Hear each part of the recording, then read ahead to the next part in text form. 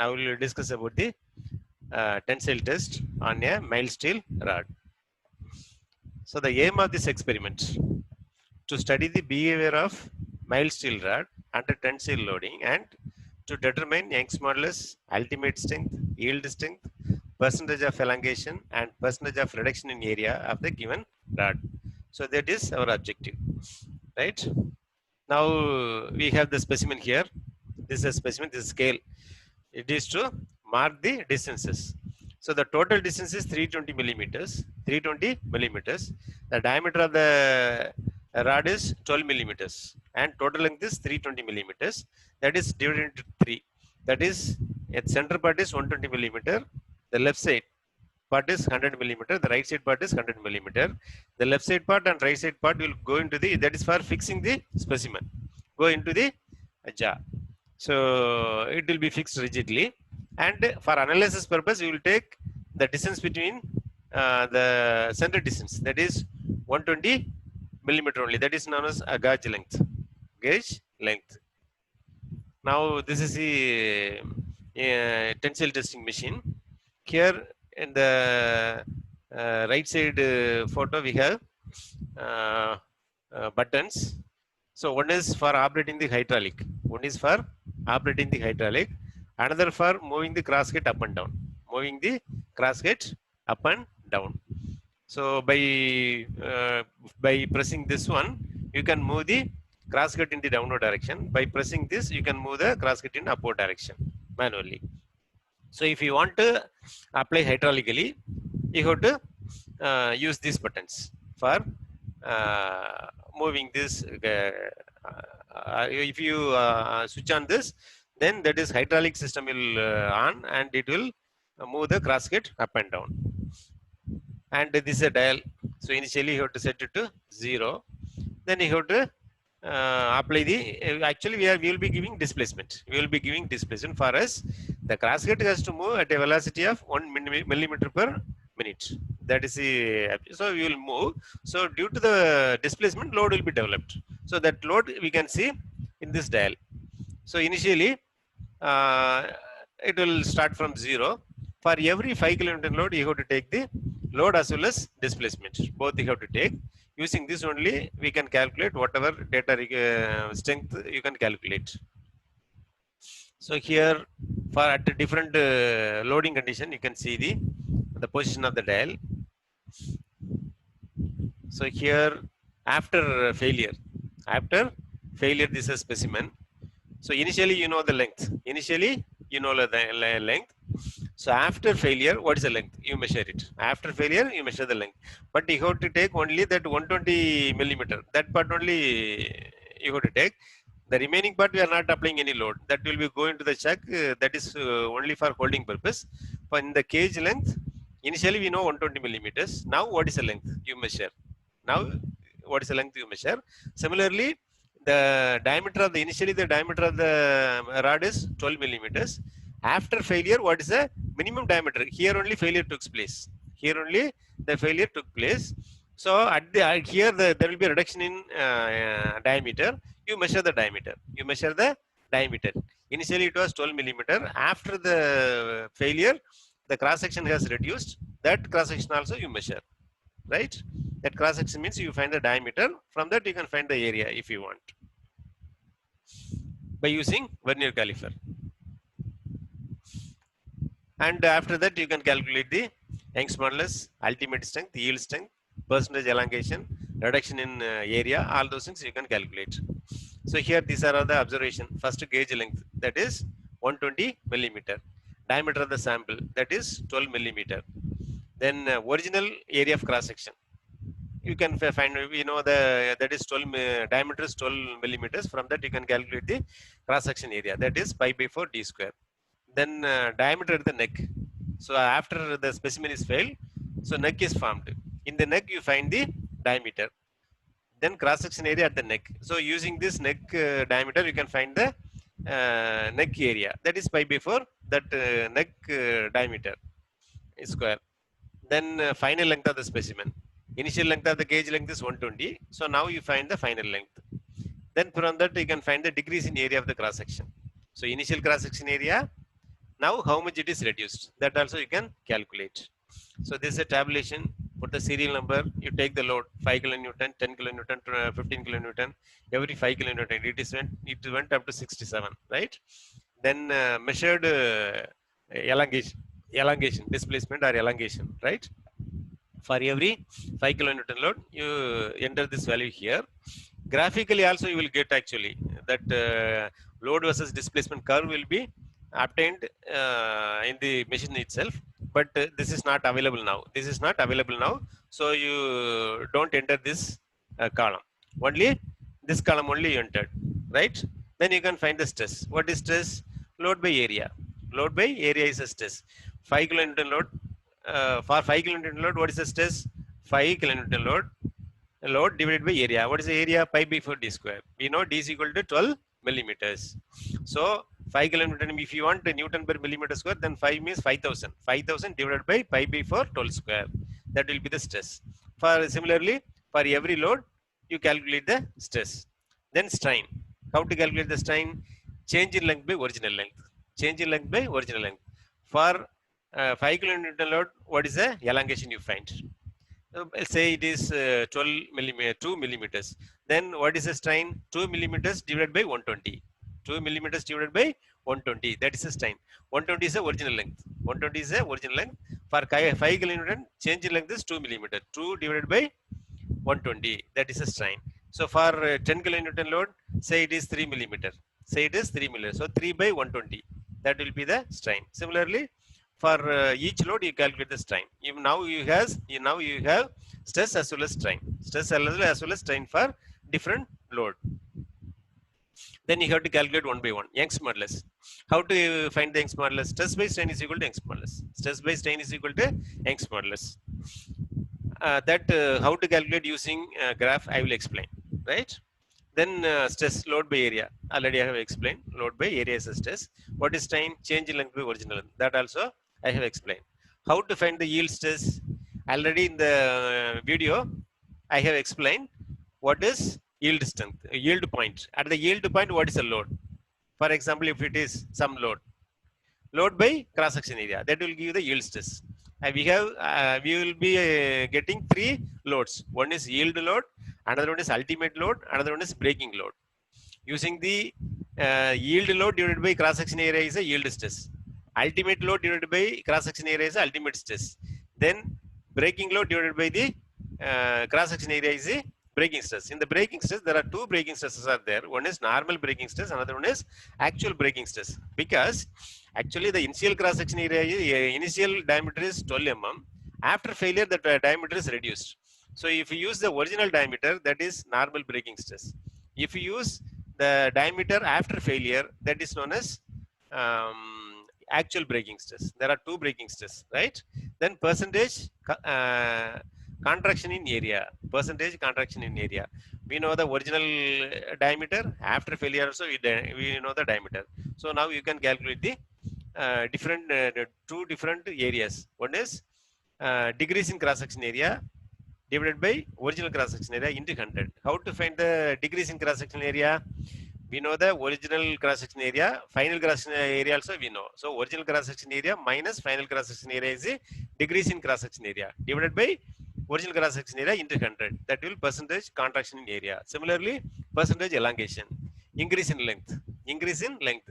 So after the failure, we measure the distance now between the 2 lines. So initially it was 120. Initially it was 120. Final dimension minus initial dimension. That will give the increase in length divided by original length. It will give, multiplied by 100 will give the percentage elongation. So these are all the data you have to we can calculate using the tensile test. Then you do the calculations. Then you have to draw the stress versus strain diagram. What is the purpose of drawing this diagram? Stress versus strain diagram to calculate the Young's modulus. To calculate the Young's modulus. Now you draw like this. Here you draw. You take in the y-axis. You take the stress. You take the stress. What is the unit? Newton per millimeter square. What is the strain? Strain you take in the x-axis. That is strain. Okay. Strain in x-axis. stress in y-axis. Strain do not have any unit. This is Newton per millimeter square. Already we have the data. In the tabulation, we have stress value as well as strain value. So now you draw in the graph, you mark it. You mark it. Maybe you will get something like this. Something like this. You will get like this. You will get like this. You may get like this. So now it is starting here. So for initially up to proportional limit, up to limit of proportional limit, you join by a straight line. You join by a straight line, right? So you draw a, it will be a, almost it will be a straight line. It is a limit of proportionality. Limit of proportionality. You join this line covering almost all maximum number of points. You covering the maximum number of points. You draw this line. So here only one point is left. Almost all point is covered. So similarly, you got to draw this line. After that, you draw like this. You draw like this. So this is the way you will get the curve. So this point is known as yield point. This known as point yield point. So it is 45. Means that load divided by cross section area will give the yield strength. So this is ultimate. This is a ultimate. So this is ultimate load divided by cross section area. That is a ultimate strength. So this is a failure point. After that, the load will decrease. That load will decrease, or we can say stress will decrease. So at this point, this is a failure point. So this is breaking stress. Breaking stress.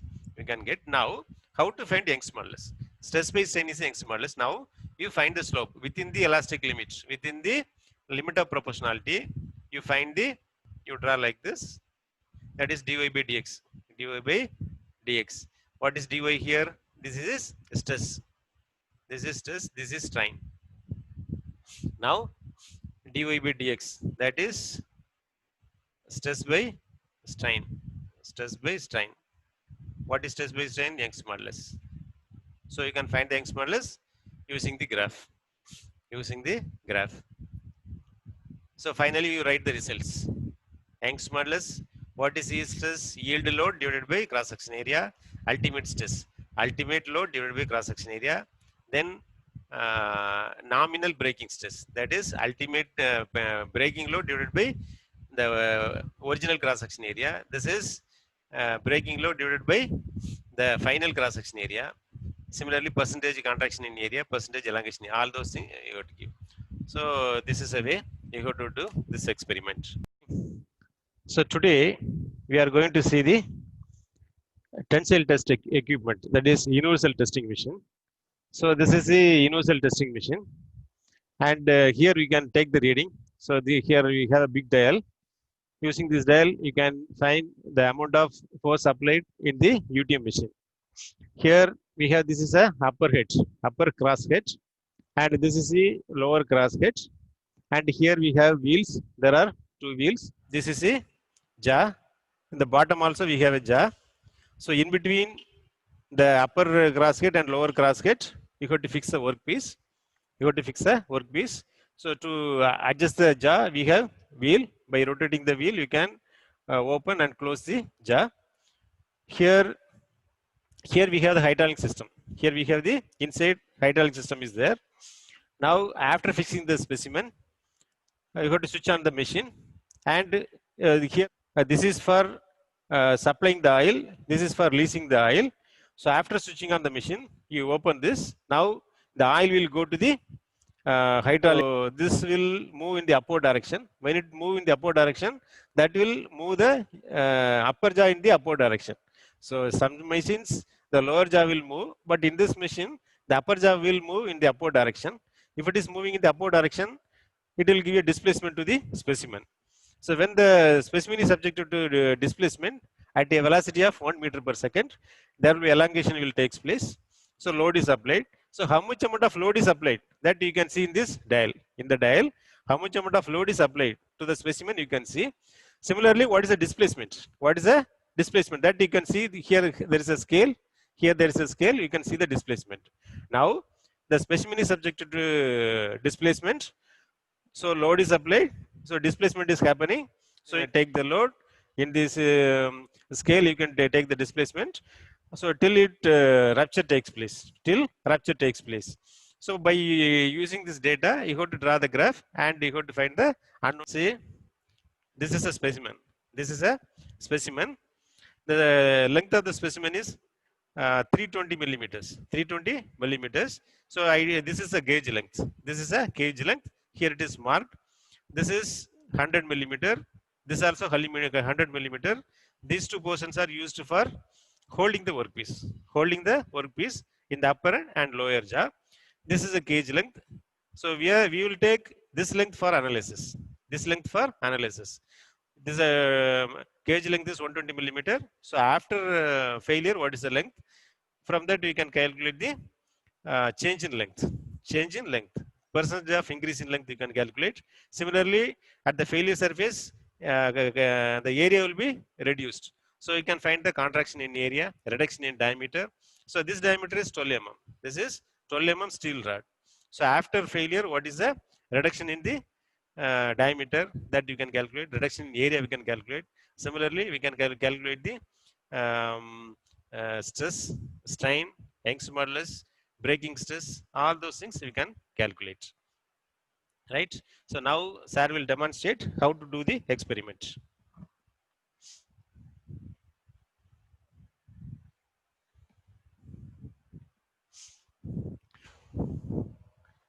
Now he is moving the lower head in the downward direction. He is moving the lower head in downward direction because he wants to fix the workpiece. Now sir is fixing the workpiece. Now it is fixed in the upper head. So there is a line in the chalk piece. There is a line in the chalk piece.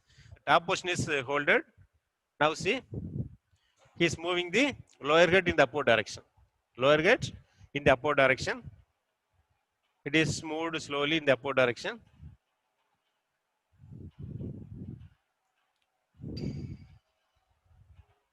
Now he is moving in the upward direction. So the white color chalk, no? The white color chalk. So up to that, it has to go inside the lower jaw. It has to go lower jaw. So now he is moving the lower jaw up to that point. Up to that point. For moving the lower jaw, you have to use these buttons to upward, downward. Upward is this, downward is this button. Now he is fixing the specimen at the bottom jaw. So bottom. Now specimen is fixed. Now specimen is fixed.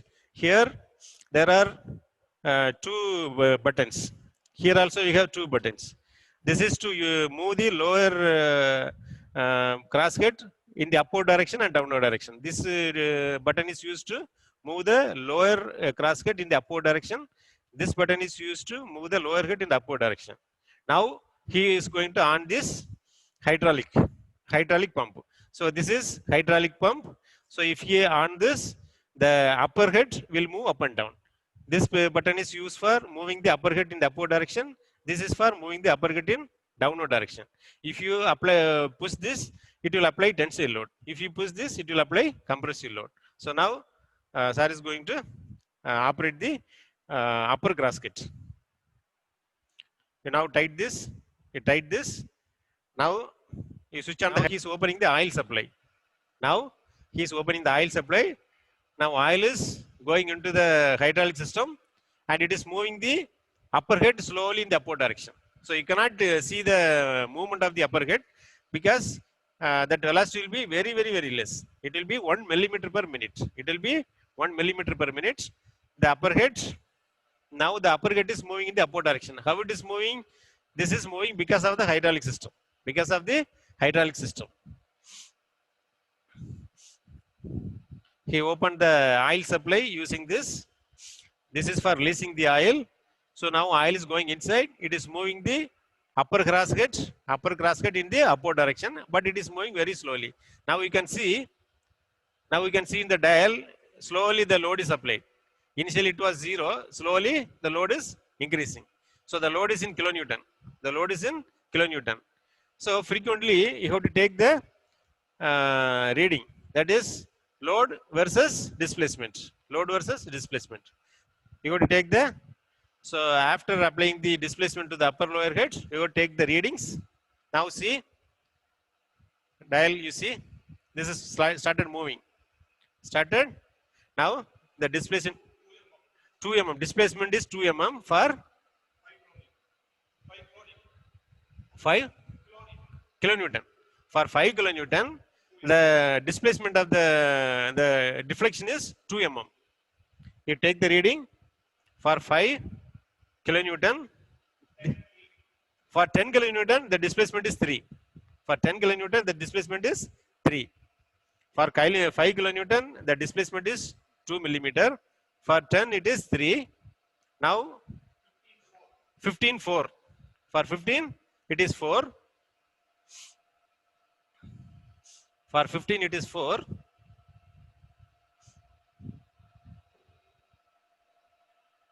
20. 25.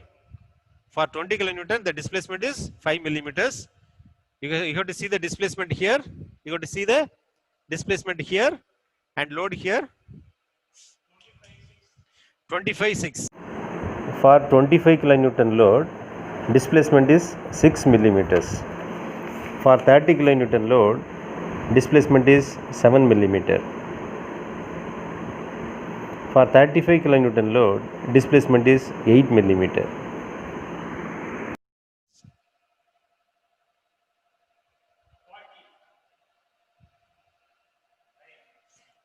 For 40 kilonewton, it is 9 millimeter. For 40 kilonewton, the deflection is 9 millimeters.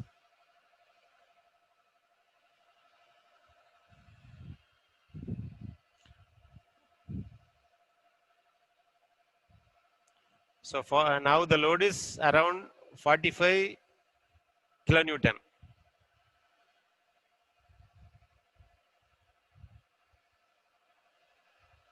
Around it is 45 kilonewton.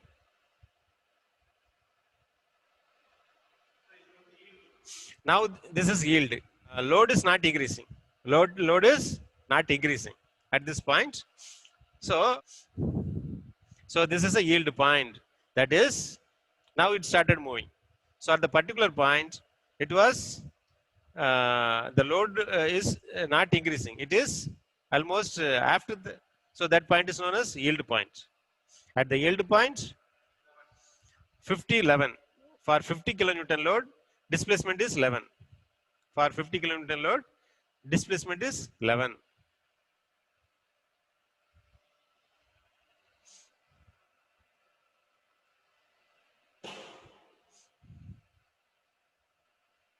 For 55 kilonewton load, displacement is 12 millimeters.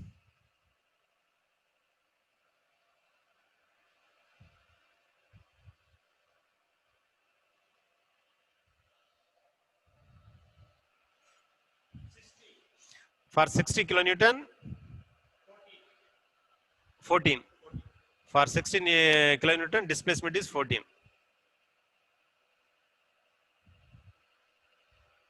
So here now it is entered into the plastic stage. Now it is entered into the plastic stage. That is, the resistance to deformation is less.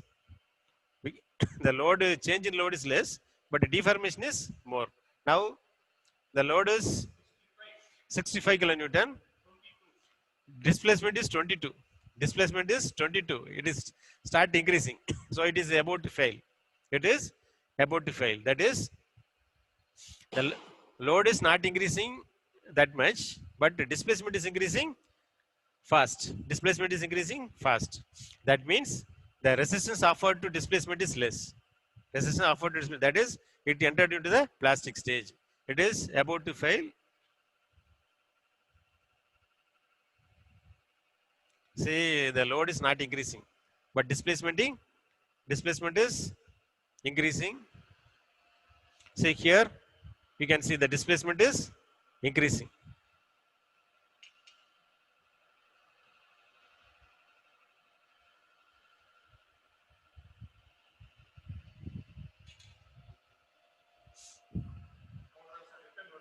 Now, yes, okay. Now it is about to fail. Now it is about to fail because there is no deformation, there is no increase in load. Yes, it is failed. Yes. Okay, okay. It is failed. It is failed. That's all. So you have to see it was coming, the load was slowly increasing. At one point, you might have heard the sound, a sudden failure. So it was around 51, 51 kilonewton. It failed at 51 kilonewton. Ultimate is 67.3. So already I have told. So where the yield occur, yield point I already told. After that, the load was slowly increasing. Displacement is increasing faster. It came up to this point. It came up to this point. This is 67. This is 67. So this is ultimate load. After that, the load start decreasing. The load start decreasing. At up to, it was slowly decreasing up to 51. After that, it suddenly went to 0. That is, after 51, it cannot take the load. It failed. It is failed. Now already I told about Young's yield point. This is ultimate point. This is the failure point. That is breaking load. Breaking load. So the breaking load is 51 kilonewton. Ultimate load is 67 kilonewton. Already I have told about um, yield load. So now by using this reading, you can calculate. Now let us see the maximum displacement. What is the maximum displacement, sir? What is the displacement? 37. The maximum displacement is 37.